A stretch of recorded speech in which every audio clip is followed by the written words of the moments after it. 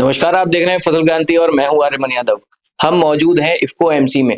हमारे साथ आज के मेहमान हैं फर्स्ट इंडियन मित्सुबिशी से joint CEO Rohit Chopra ji. Sir का सबसे पहले बहुत बहुत स्वागत करते हैं फसल क्रांति के चैनल पर। सर आपका बहुत बहुत स्वागत है। नमस्कार और आपका भी बहुत बहुत स्वागत। आपने जो मुझे समय दिया इंटरव्यू लेने के लिए उसका भी आपका बहुत बहुत धन्यवाद। जी सर, सबसे पहले तो मैं आपसे आग्रह करूंगा कि हमारे दर्शकों को आप अपने बारे में एक ब्रीफ में बताएं ताकि उनको पता लगे कि सर आप मित्सुबिशी से फर्स्ट इंडियन जॉइंट सीईओ हैं कंपनी में। तो क्या सर आपकी जर्नी रही है, उसके बारे में आप अपने बताइए।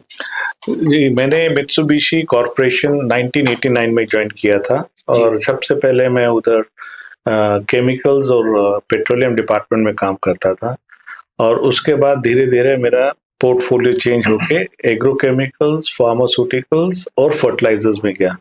तो उसी तरफ से मेरा धीरे धीरे झुकाव एग्रीकल्चर की तरफ गया क्योंकि फर्टिलाइजर्स और एग्रोकेमिकल्स थे। शुरू में हम एग्रोकेमिकल्स जो थे इंडिया में इंपोर्ट करके डिस्ट्रीब्यूटर्स को बेचते थे जो आगे फॉर्मुलेशन करके बेचते थे, और फर्टिलाइजर्स भी हम इंडिया में बेचते थे। जब मैंने ज्वाइन फर्टिलाइजर्स और एग्रोकेमिकल है तो मार्केट धीरे धीरे डिसेंट्रलाइज। उसके बाद मेरी जर्नी धीरे धीरे कंपनी के साथ बढ़ती रही और उसके बाद फिर मैं सिंगापुर 6 साल के लिए गया कंपनी के लिए। वहीं से मैंने बिजनेस संभाला था और उसके बाद वापस आने के बाद मैं फिर इंडिया वापस आया और उसके बाद मैं 3 साल तक दिल्ली में, उसके बाद मैं 4 साल कलकत्ता रहा, वहाँ का रीजनल हेड था ईस्ट इंडिया का। उसके बाद वापसी आने के बाद फिर मेरी यहाँ पे 2 साल के बाद इफ्को एमसी में सेकेंडमेंट की गई मित्सुबिशी में as a joint CEO and a director in the board. तो मेरी जर्नी यही है और बहुत अच्छी जर्नी रही है। और हमारे ताल्लुका जब मैं था बिजनेस में इफ्को के साथ बहुत शुरू से, तो हमारे बहुत पुराने रिलेशनशिप थे इफ्को के साथ और इसीलिए हमारा ये जॉइंट वेंचर भी इफ्को के साथ बना। जी, बहुत सुंदरता से सर आपने उत्तर दिए हैं। इसी के साथ मैं अपने सवाल को आगे बढ़ाते हुए पहला प्रश्न आपसे ये करना चाहूंगा कि कृषि क्षेत्र में किस तरीके से इफ्को एमसी कार्य कर रही है, उसके बारे में सर आप बताइए।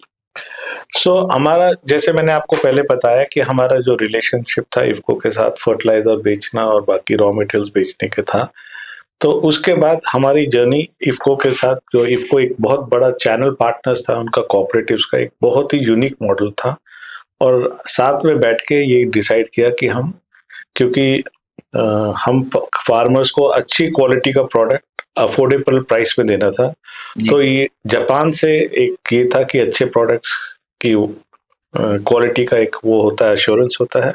और इफ्को का इतना बड़ा डिस्ट्रीब्यूशन चैनल जो ऑलमोस्ट 1/3 ऑफ इंडिया को कवर करता है, तो एक बहुत ही यूनिक था जिसमें हम फार्मर्स को good quality products, affordable price और सही प्रोडक्ट दे, बिकॉज इंडस्ट्री में बहुत से चैलेंजेस थे। तो इसी मोटिव से हम इस कंपनी में आए और इस जर्नी बहुत अच्छी रही। हमारे को 10 साल हो गए हैं इस कंपनी का, तो मेरे को खुशी है कि मैं 10वें साल में इस पूरे डिकेडल के बाद आया हूँ और आई थिंक हम आगे बहुत ग्रो करना चाहते हैं और बहुत सी नई फार्मर्स को सर्विस देना चाहते हैं। जी सर, मेरा अगला प्रश्न आपसे ये है कि गांव-गांव तक या किसानों तक अपने उत्पादों को पहुंचाने के लिए इफ्को एमसी क्या प्रयास कर रही है?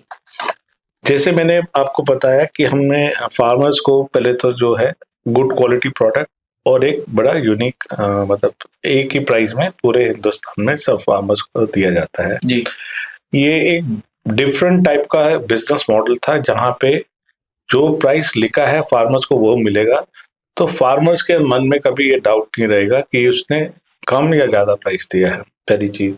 दूसरी चीज जो हमने फार्मर्स के लिए की, क्योंकि फार्मर्स को सपोर्ट करने के लिए हमने ये इंश्योरेंस देते हैं हम अपना इस प्रोडक्ट के साथ, जिससे इनको फार्मर्स को लाइफ इंश्योरेंस की या एक्सीडेंटल के क्लेम मिलता है। एक ये दूसरा यूनिकनेस है। थर्डली, फार्मर्स को जो हिंदुस्तान का एक चैलेंज है कि उसकी प्रोडक्टिविटी बढ़े, क्रॉप की, और फार्मर्स की इनकम बढ़े जी, और जिससे कि हमारा जो दवाइयाँ हैं जो बहुत कम कंज्यूम होती है as compared to global standards, तो उसकी तरफ हम जा रहे हैं कि फार्मर्स को हम इनकम को अच्छी दवाइयाँ दे के बढ़ाएं और उनको जितना भी हम सपोर्ट कर सकते हैं, हमारे ट्रेनिंग प्रोग्राम है, हमारे नॉलेज देने का है, जो हमारा मिशन है कि फार्मर्स को ट्रेनिंग, नॉलेज और अच्छी ज्ञान दिया जाए कि उनको और समझ बढ़े अच्छी चीजों के। सर मेरा अगला प्रश्न आपसे ये रहेगा कि अभी आपने बात की कि बीमा योजना भी इफको एमसी प्रोवाइड कराती है किसानों को, तो सर हम बात करेंगे किसान बीमा सुरक्षा योजना की। इसके लिए इफको एमसी का क्या प्रयास है और क्या ये होता है, इसके लिए आप दर्शकों को बताइए।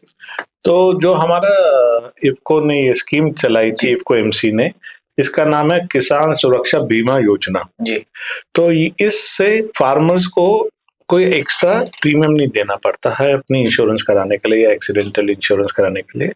तो ये इंश्योरेंस उसके प्रोडक्ट लेने से ऑटोमेटिकली शुरू हो जाती है। सिर्फ सर क्या एक उत्पाद लेने से ये सुरक्षा बीमा योजना जो है ये शुरू हो जाती है? हाँ, तो उसके लिए मिनिमम वैल्यू है 150 रुपए, जिससे उसकी इंश्योरेंस कवर होती है करीबन 1000, उससे लेके 15,000 तक, जिसको 1 लाख तक है।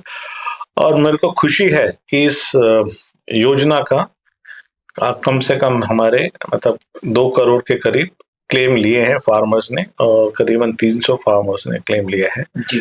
तो धीरे धीरे आई थिंक जब तक फार्मर्स को और पता लगेगा, क्योंकि उनको प्रीमियम नहीं देना, उनको सिर्फ प्रोडक्ट लेना और खुद ही ऑटोमेटिकली वो कवर हो जाते हैं। तो हम ये चाहते हैं, और हमारे इंडस्ट्री में एक इफको एमसी ही कंपनी है जो ये प्रोडक्ट दे रही है जी। तो ये फार्मर्स के लिए, हित के लिए और उनकी भलाई के लिए।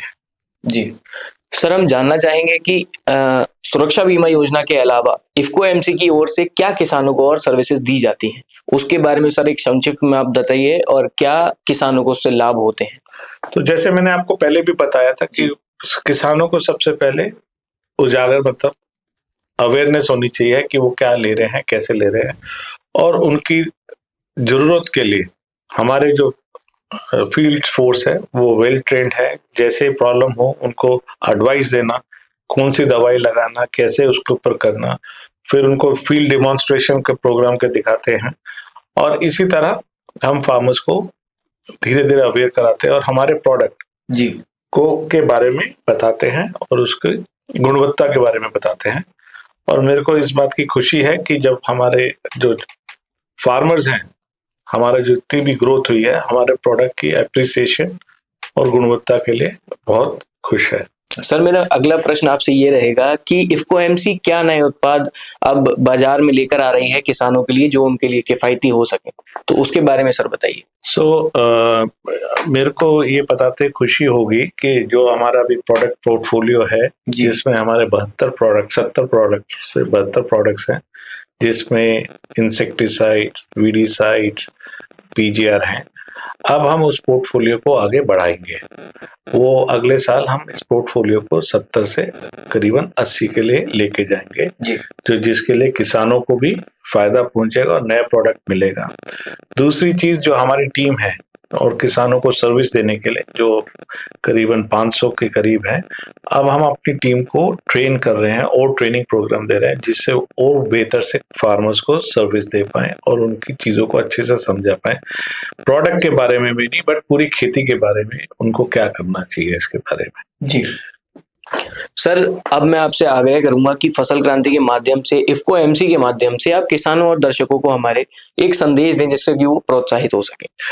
तो मैं आप लोगों को पहले तो अपने किसान भाइयों को, अन्नदाता का जो है इस हिंदुस्तान के, पहले तो उनको बहुत बहुत शुक्रिया करना चाहता हूँ, जिसकी वजह से ये देश आगे बढ़ रहा है। और उनकी बढ़ोतरी के लिए, जैसे मैंने आपको पढ़ाया, उनकी कि हम अपने नए प्रोडक्ट्स उनके लिए लाना चाहते हैं और उनको अवेयर कराना चाहते हैं। इन नए प्रोडक्ट्स जो उनके जो डे टू डे प्रॉब्लम है वो उसको और अच्छे से दवाई लगाने से सुधार हो। और हिंदुस्तान में जो सबसे बड़ी प्रॉब्लम है क्रॉप लॉस की, और वो क्रॉप लॉस प्रोडक्टिविटी जो कम है, बिकॉज वो एग्रोकेमिकल कम लगाते हैं।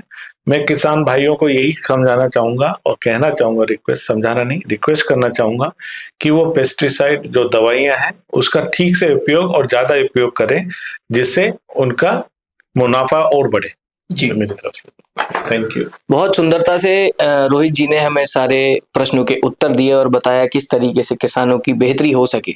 इसी के साथ आप देखते रहिए फसल क्रांति। मैं आर्यमन यादव, नमस्कार।